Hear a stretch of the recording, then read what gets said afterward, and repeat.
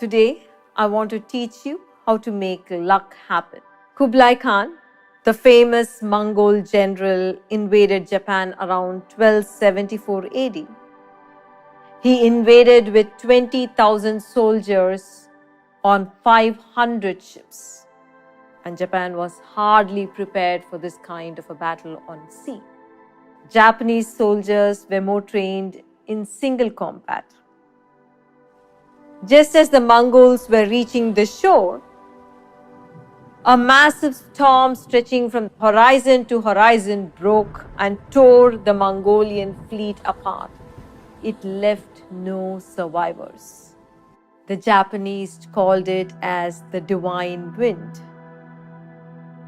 They called it kamikaze. 7 years later, 100,000 Mongols again attempted to attack Japan. This time, a typhoon, completely out of season, destroyed the entire fleet. Now, what would you call this? Some would call it an accident. Some would call it a miracle. Some would call it a coincidence. Some would call it luck.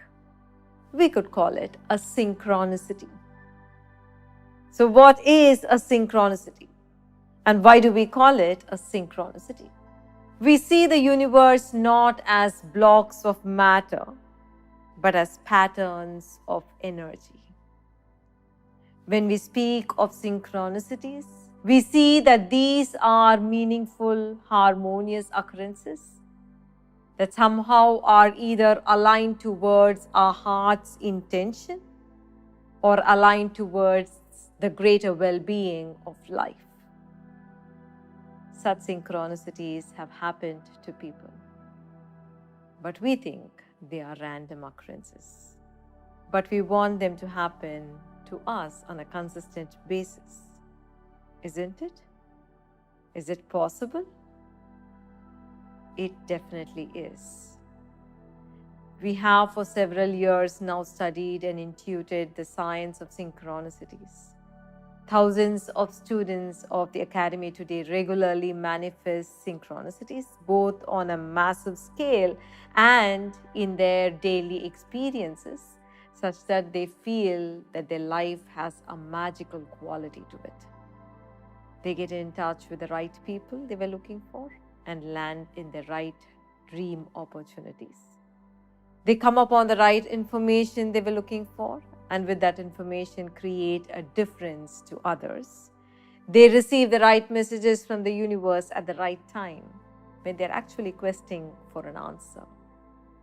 This takes away their inner struggle and leads them to peace. But for these things to happen, two things must happen in your consciousness. The first one is you need to experience a beautiful inner state. And the second factor that needs to happen to you is for you to experience a magnificent connection with the universal intelligence. Call it divine, call it a field, or call it God. Most people think that the universal intelligence or the divine is a massive force field, but only the mystics know. Only the ones whose heart has awakened know that you can actually experience a personal connection with this massive mystic force field, with this universal intelligence. And this universal intelligence can actually relate to you.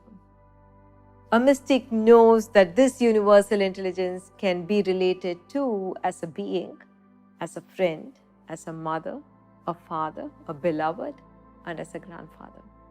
When you live in a beautiful state and connect to the universal intelligence, relate to this universal intelligence and ask, then you see events flow according to a strange sequence, like balls on a pool table, and synchronicities happen.